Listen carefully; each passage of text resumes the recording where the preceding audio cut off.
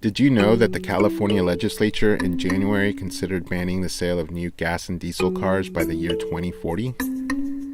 Other countries have done it, and it's because supporters of the legislation want to reduce pollution from tailpipes in an effort to fight climate change. And if the bill were to pass, it would be a huge step for electric vehicles. But are we ready? A little history first. Believe it or not, electric cars were once more popular than gas-powered cars.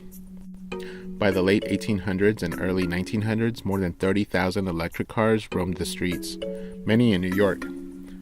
By the way, fun fact, an electric vehicle in 1899 was the first to top 60 miles an hour. But Henry Ford and his Model T showed that gas-powered cars could travel longer distances. And so gasoline cars took off, and with the construction of more and more highways, longer road trips became easier to complete. Electric cars couldn't go as fast and as far as competitors. Meanwhile, mass production of gas cars made them cheaper. So, by the 1920s, most electric car makers went bust. Through the decades, gas and diesel cars have polluted the air, and the carbon dioxide they emit is a huge part of climate change. Environmental groups and lawmakers say the country needs to convert to electric vehicles. Today, electric car sales are growing, but they barely scratch a dent in the overall car market.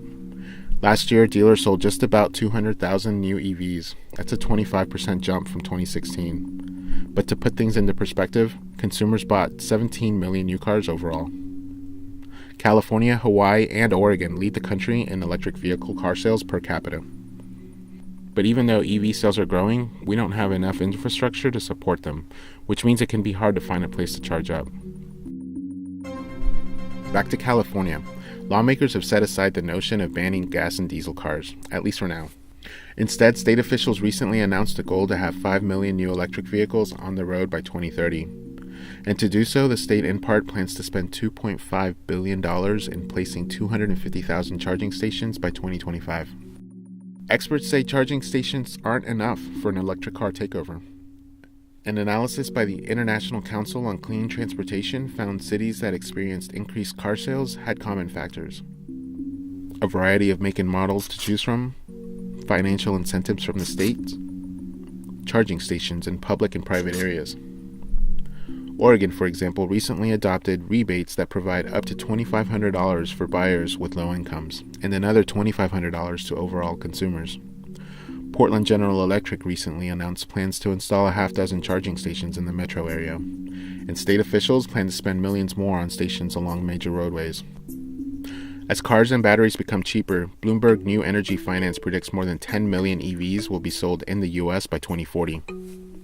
According to estimates, EV sales are expected to dramatically increase in 7 years because prices continue to drop.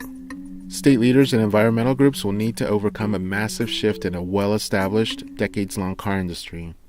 But consumer trends are showing some strong promise, and it's clear from reports that states need more public policy to keep up with demand on infrastructure and to ensure carbon-free roadways.